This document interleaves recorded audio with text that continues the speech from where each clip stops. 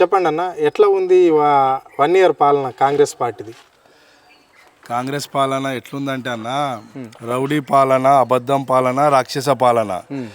గత అంతకుముందున్న కాంగ్రెస్ పాలన ఏదైతే ఉండేనో రౌడీ పాలన ఎట్లయితే ఉంటుందో అనేది చెప్పి ఈరోజు మళ్ళీ రేవంత్ రెడ్డి గారు అది పునరావృతం చేసిరు తప్ప కానీ ప్రజాపాలన అని చెప్పి వాళ్ళు సంబరాలు చేసుకుంటారు.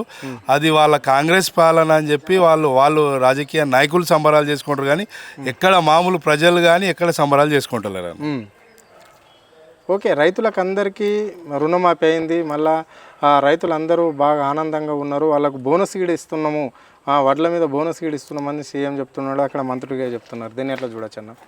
అంటే అన్న, వాళ్ళు మైకులు పట్టుకొని అబద్ధాలు హామీచ్చే వరకే చెప్తున్నారు తప్ప కానీ ఏ గ్రామాలలో కూడా కానీ కాంగ్రెస్ ఎమ్మెల్యే కానీ కాంగ్రెస్ కార్యకర్తలు కానీ తిరిగే ప్రసక్తి లేదు.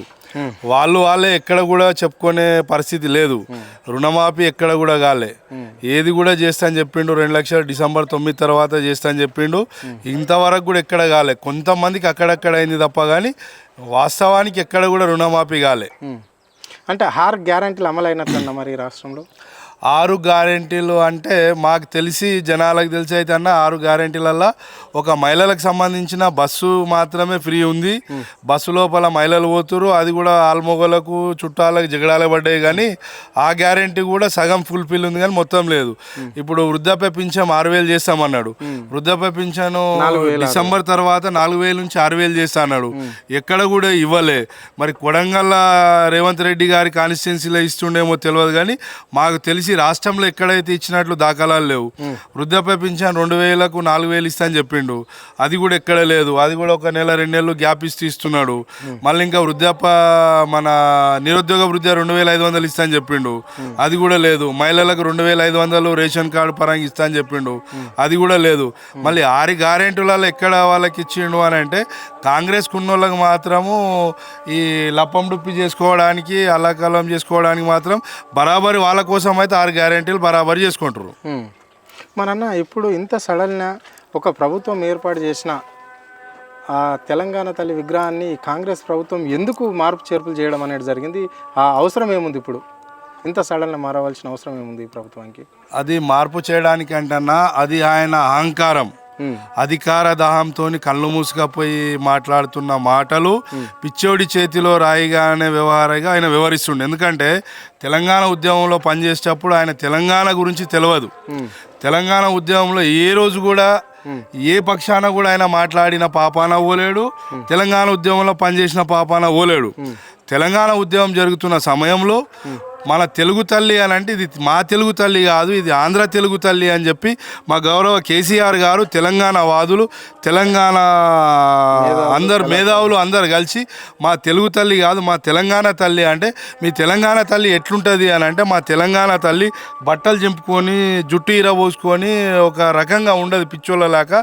మా తెలంగాణ తల్లి అంటే ఒక అందంగా ఒక దేవతగా మేము కొలిచే దేవతగా ఉండాలని చెప్పేసి ఆమెకు ఒక కిరీటము, ఒక చేతిలో మేము చేసుకునే ఒక బతుకమ్మ సంప్రదాయము, ఒక చేతిలో మనం పండించే పంటలు, ఒక వస్త్రధారణ, ఆమె చేతుకుండే గాజులు, ఆమె ఉన్న అందము, ఆ రకంగా కేసీఆర్ గారు మేధావులు తెలంగాణ బిడ్డలు అందరు కలిసి అందరినీ పిలిపించి ఒక రూపకల్పన చేసి ఈమె మా తెలంగాణ తల్లి అని చెప్పి చూపించి తెలంగాణ తల్లిని చూపించిన కేసీఆర్ గారు ఇప్పుడు ఈమె ఏమంటూ ఈ తెలంగాణ తల్లి కాంగ్రెస్ తెలంగాణ తల్లి అంటే అస్సాం గుర్తుకు ఓటేయండి అని చూపిస్తున్నట్టుంది. ఇంకొకటి ఏంటంటే అది రేవంత్ రెడ్డి గారి భార్యలాగానో కూతురులాగానో ఉన్నది. ఎప్పుడో పెళ్ళైనప్పుడు వాగ్దానం చేసి నీ ఫోటో పెడతా సెక్రటరియట్లో అని చెప్పి పెట్టిండని చెప్పి జనాలు అనుకుంటారు. కానీ తెలంగాణ తల్లి అనేది మా తెలంగాణ తల్లి వేరు, ఈ తెలంగాణ తల్లి. ఓకే అన్న, ఇప్పుడు మరి పాలనను ఎట్లా చూడొచ్చు అన్న ఈ రేవంత్ రెడ్డి పాలనను? అంటే సబ్బండ వర్గాలకు హామీలు ఇచ్చిండు కదా, హామీలన్నీ నెరవేరినట్లన్నా. ఇప్పుడు ఎస్సీల విషయానికి వస్తే కేసీఆర్ ప్రభుత్వంలో దళిత బంధు పథకం ఉండేది, ఇక్కడ దాన్ని మార్చేసి అంబేద్కర్ అభయహస్త పథకం అన్నారు. అది ఇంప్లిమెంట్ అయిందా మరి? 12 లక్షల రూపాయలు. ఇప్పుడు అన్నగారు ఎలక్షన్ వచ్చే వరకు ఓటు బ్యాంకుల కొరకు, ఓటు కొరకు ఉన్నలేని అబద్ధాలు చెప్పి 6 గ్యారెంటీలు కాదు 66 గ్యారెంటీలు చెప్పారు వాళ్ళు. మేము చేస్తామని చెప్పి ఏమేమో చెప్పారు. మా గౌరవ కేసీఆర్ గారు, మా తెలంగాణ రాష్ట్ర తొలి ముఖ్యమంత్రి, మా తెలంగాణ బాపు గారు ఏమన్నారంటే, దళితులు అని అంటే 1,00,000 2 లక్షలు తీసుకొని అదేదో ఖర్చు పెట్టుకొని దాన్ని వినియోగించుకొని వాడుకోవడం కాదు. ఒక అణగారిన వర్గాలు, దళిత వర్గాలు ఒక బిజినెస్ పరంగా డెవలప్మెంట్ కావాలి, దాంతో వాళ్ళు అభివృద్ధి చెందాలి, వాళ్ళతో పాటు వాళ్ళ కుటుంబీకులు, వాళ్ళ పాలకులు ప్రతి ఒక్కరు కూడా అభివృద్ధి చెందాలి. అభివృద్ధి చెందాలంటే 1,00,000 2 లక్షలు సరిపోవు. ఒక వ్యాపారం పెట్టుకోవాలి, ఒక కారు కొనుక్కోవాలి, ఒక ఇంకేదో డీసీఎం కొనుక్కోవాలంటే మినిమం ఇంత డబ్బులు అవుతాయి. కాబట్టి కొంతమందికి చేద్దామని చెప్పేసి ఆలోచనతోని కేసీఆర్ గారు 10 లక్షల దళిత బంధు పెట్టారు.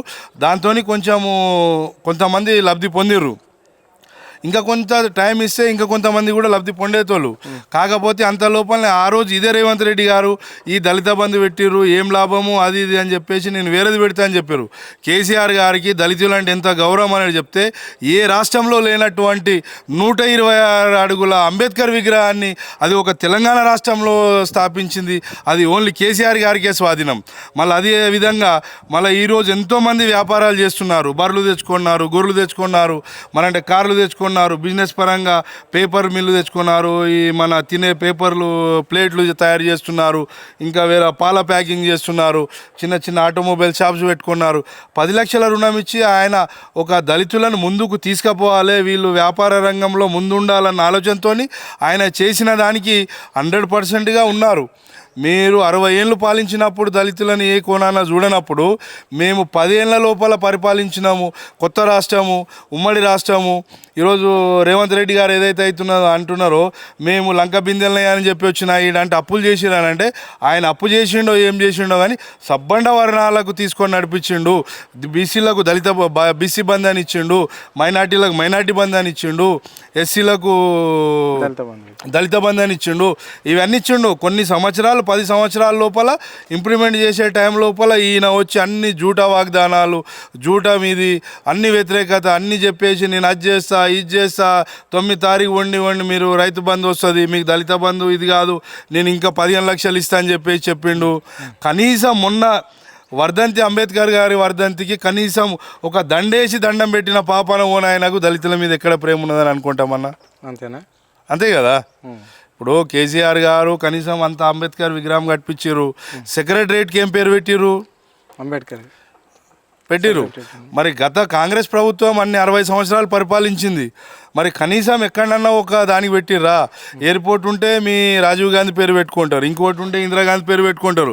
కానీ మా కేసీఆర్ గారు మీరు పెట్టిన పేరును చెరిపేయకుండా వాళ్ళని గౌరవిస్తూ ఒక బాబాసాహెబ్ అంబేద్కర్ గారి అందరి భవనం, అందరివాడు, కొందరివాడు కాబట్టి కొందరివాడు కాడు, అందరివాడు కాబట్టి అది అందరికీ ఆమోయోగంగా ఉండాలని చెప్పి పెట్టిన కేసీఆర్ గారు ఆ రకంగా పెట్టిండ్రు. కానీ రేవంత్ రెడ్డి గారు ఏం చేసిర్రు? కనీసం ఈరోజు ఆయన జయంతికి పోయి దండేయడు, కనీసం వర్ధంతికి కూడా పోయి దండేయడు. స్పీచ్లు ఇవ్వమంటే మస్తు ఇస్తాడు. ఆయన సీఎం అయింది ఒకటే, రౌడీ రాజకీయము.